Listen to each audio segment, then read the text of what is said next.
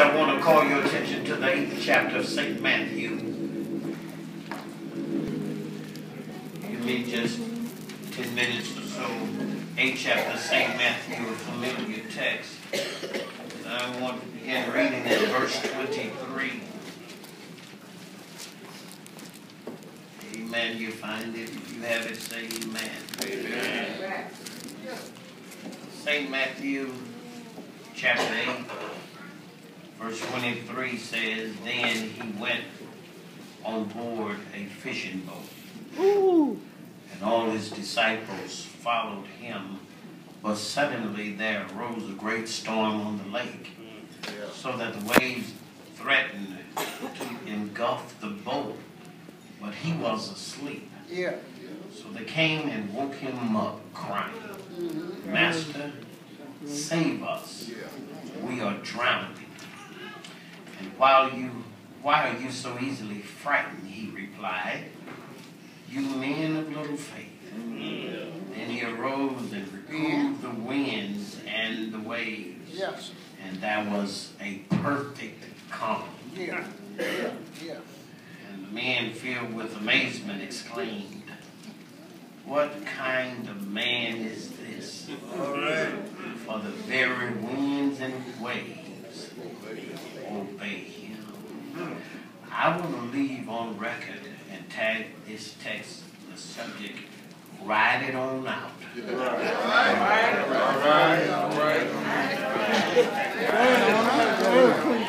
When the storms of life are raging, my brothers and sisters, we've got to learn to ride it on out. You don't know what to do, and trouble is bombarding your life on every hand you turn around. I've got one thing to tell you. Ride it on out. There's a lady, story is told of a lady who called a friend and asked her, How are you feeling? And she replied, Terrible. My head is splitting, back, legs are killing me. The house is a mess. The kids are driving me crazy. And the lady, full of compassion, said, Listen, why don't you go lay down?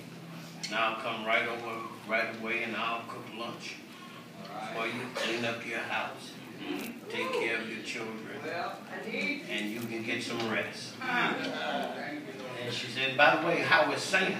And the lady said, I don't have a husband named Sam. She said, Well, my heavens, I'm sorry, I must have dialed the wrong number. She said, Well, does that mean you're not coming over? Sometimes life is just that way. Well, you don't care if they dial the right number or not. You just need somebody to come to your rescue because life is overwhelming. I come to tell you today, brothers and sisters, wherever life has you today, ride it on out. If the chores and the duties of life are overwhelming, ride it on out. If you've done the best you can and you don't know what else to do, ride it on out. For here's what you got to know, that after every storm, the sun will smile again. All right. For every problem, there is a solution. And the soul's indefensible duty of every storm is to be of good cheer. The soul's indefensible duty, everybody has the duty. You, my brother, you, my sister, you have the duty to be of good cheer, even while you are in every storm. That's right. That's right. My brothers and sisters, just in case you didn't hear me over there, you have the duty to be of good cheer in every storm. You don't have the right to get bitter in the storm. You have the duty to be of good cheer in every storm. Because here's what I do know. After every storm, the sun will smile again. Amen. Storms won't last always. They're just a passing weather element. They'll move right of the way. But all you got to learn to do is to ride it on out. Ride it on out. And in the moments in the moments where we grow weary. And that happens as we live day to day as being parents, grandparents, husbands, wives, employers, employees. We've got to learn to ride it on out. In the social world, it's known as burnout.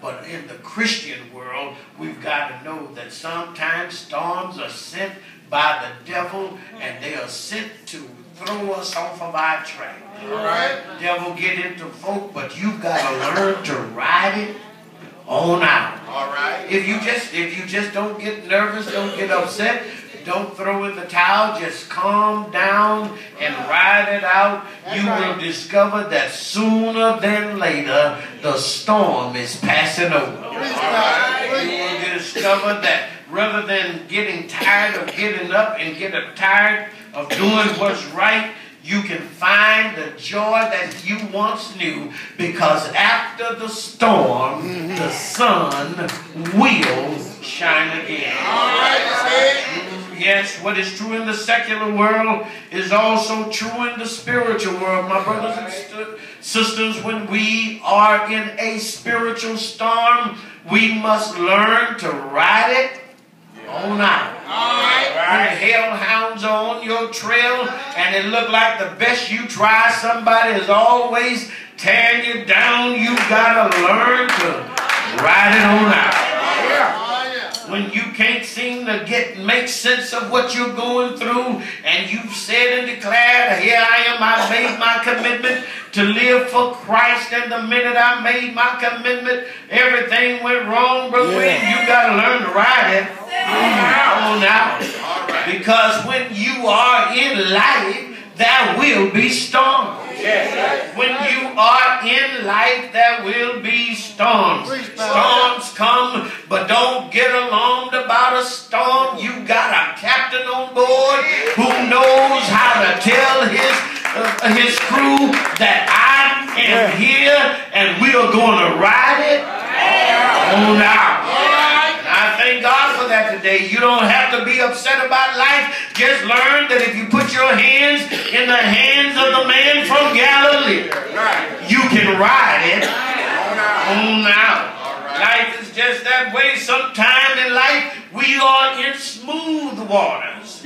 And sometimes while we are in smooth waters, because you do know, often it is said folk want to go down and just look at the water, because it's something about the water that calms the soul. Folk get on boats and go on cruises because they want the calmness of the water in the sea. Matter of fact, I hear people, and I had a machine once that made noise like the waves, because it's something about the water that calms everybody down. But there's another element to the water that gets everybody in an uproar. Everybody likes the water as long as the water is calm. But every now and then the water begins to reel and rock, and it goes into a rage and have a fit. And when the waters of your life are having a fit, I need to tell you, you need to learn how to ride it on out. And this is the way the story takes place today. Jesus tells his disciples, let's go to the other side. And he gets in a boat. He gets in a fishing boat. And I imagine that the water was calm. Everything was at ease. There was no need to be alarmed. And that's the way it is. And some days you wake up, everything is going smooth. Oh, but somewhere before you lay down and go to sleep, the storms pop up in your life. And when the storms pop up in your life, you've got to learn how to ride it on out. This day they leave the shore and they are sailing across. But here are my 3 points, and I told you I wasn't going to hold you long. I'm going to give you the fast version of it. The first point is that when Jesus tells you, you've got 3 reasons to ride it out. First reason is that Jesus was on board first. The text says he got on board, and then the disciples came on board behind him. My brothers and sisters, if Christ is leading the way, he can lead you to it, and he will lead you through it. And the real good news is wherever Christ leads you, you're going to be all right. You just need to make sure that you're following him. And many of our problems come because we don't follow him. We want to lead him. Our problems sometimes come is because we don't want to be led. We want to be the leader. But I need to remind you that if Christ says, I'm on board, come on, get on board. You can get on board and be at ease, because if he's on board, it doesn't matter the size of the storm.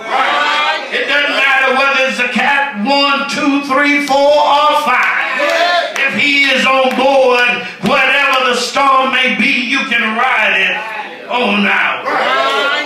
You can ride it on out because he is leading you through the way. And he is a mighty good leader.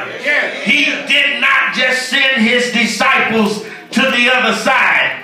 And my brothers and sisters, wherever you're going in life, Christ don't want to send you. He wants you to follow him there. And that means denying oneself.